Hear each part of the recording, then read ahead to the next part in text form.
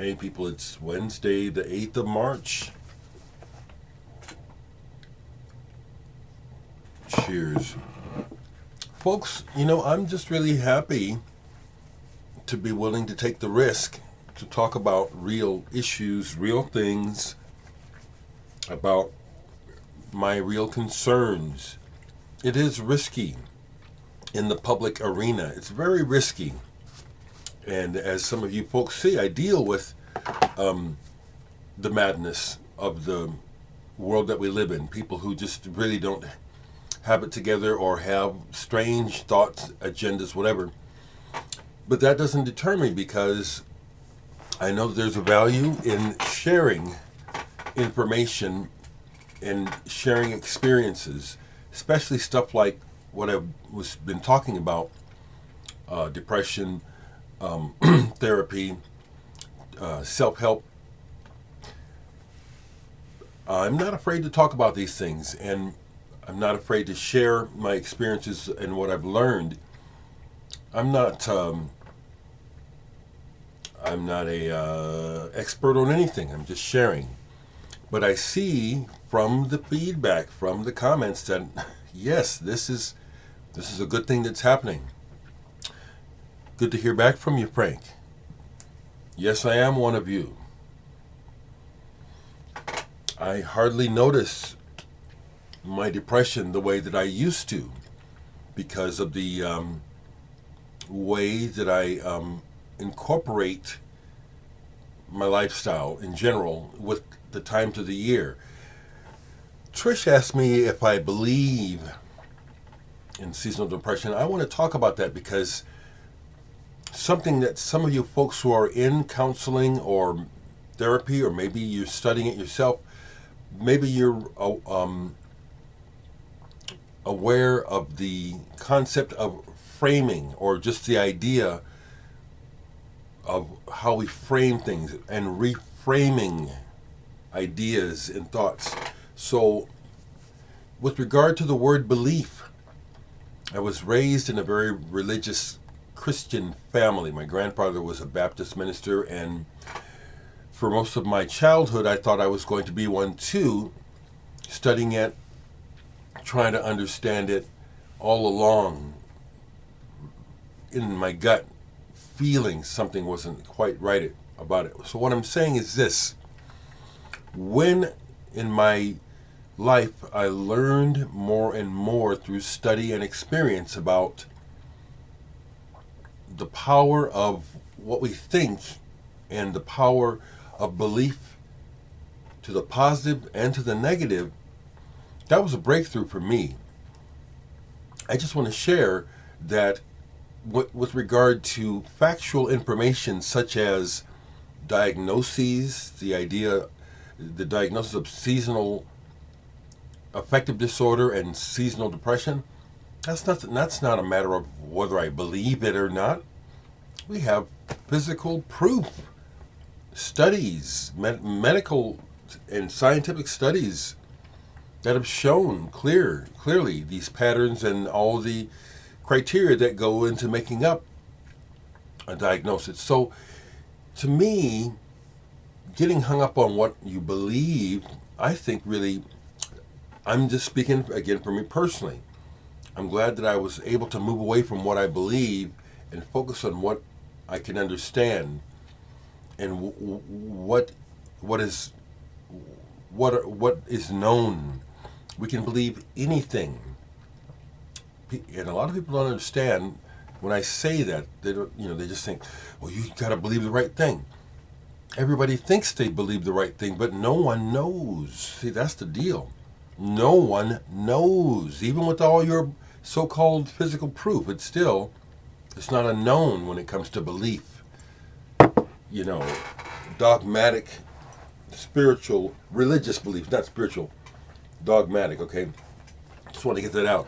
That's been very powerful in helping me to get myself grounded mentally and actually move away from depression. Clearing up some of that mess has really helped my thought processes and the way that I view the world and myself. It's made it much clearer for me. That's why I try to share these things, okay? I get enough feedback that some folks are saying, this is at least thought-provoking. And it's not about me, it's about this information, okay? Which is another reason why I ignore the detractors. You know, again, they keep showing me where they need something. They're in need. Something's out of balance.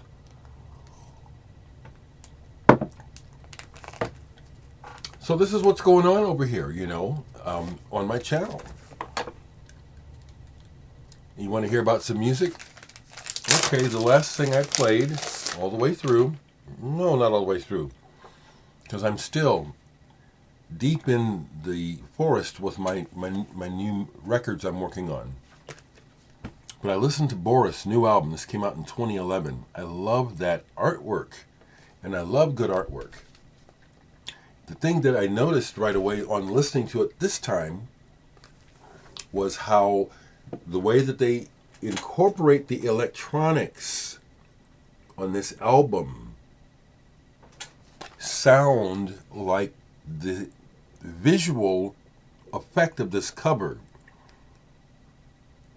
I was like, wow, how are they doing that? They work with Mertzbau regularly. I haven't looked to see if he's on this album. But the way that they've got the textures of the electronics, like it's like it embedded inside that heavy, thick guitar wall of sound that they have. It's intriguing. This is really quite good. I hadn't listened to this in quite a while. That's the only other record I played. Well, no. So there's some repetition here because I'm focused on working right now. Martin Archer, if you see this, I'll get to the latest discus releases soon, but I have not really delved into them so I can, in order to give good reviews. But I played side 2 of this yesterday, the Soft Machine Wonderland, and indeed, this is some old stuff that I've had on bootlegs. It's kind of fun to just watch it spin while it's playing, and you just kind of reminisce, or you or I, that's what I do, you know, when I catch myself listening to music and watching the record spin. Your thoughts spin with watching the record spin. I like that. You don't get that. I don't get that effect playing any other medium. That's why I like records so much. Music is the most important thing, but the record playing is an experience. It is. Once again, whoever sent this to me, I think it's you, Arthur. Fantastic. I turned Blake onto this yesterday. You know, Blake being a young musician, he knows a certain amount of what's happening in the world, and then I'm also surprised how much more. I'm always turning my younger friends onto stuff that I'm thinking they know about this. Well, these are their contemporaries, you know, and they don't, you know. And this was one where he didn't know about Makaya McCraven. This was, we both really enjoyed this together. This is beautiful. And it made me think about how I wish that I had a situation where I had a good drummer to work with. I don't, unfortunately. Not a good, reliable drummer and someone that I would want to work with. That's the other thing about me. We were talking about this yesterday again. Blake's putting together a show for putting together a band for a burlesque show that's coming up.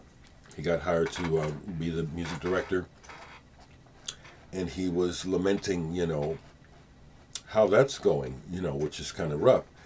And I've said it before, but I prefer to work with people that I like. It's enjoyable. And so there are folks who approach me about wanting to work with me in town, and it's no offense to them personally, but it's like, I'm not really interested in working with you, you know. There's a few folks, and it's like, I know what it is I'm after, and I also am in tune with personality. And there's some people I just don't want to be around very much. So all these things actually play into what I've been talking about, is how I conduct my personal life so that my cycle of depression does not cause me so much problems and suffering. You know, how we live, who we choose to associate with, what we put into our bodies, what we put into our minds. You know, I don't sit in front of the television. That is a guaranteed, from my perspective, and it's just not my personal, this is also from my professional work. Too much time watching just television will definitely increase your depression and help you lose yourself. Doing things creatively, having a routine in your life, expressing yourself, these things are things that I think a lot of people don't realize how powerful such activities can be towards healing. So I'm just trying to share it, okay? All right, that's what's on my mind today. Hello, family. Hello, friends. Hello, everyone. It's good to hear from you, Frank. Regarding trying to unblock your other channel, I don't know how to do it. I'm not going to bother you there, okay? But please understand, people, I'm not, I'm not tolerating what comes across to me as undesirable or unnecessary. I'll block that shit in a minute. Okay?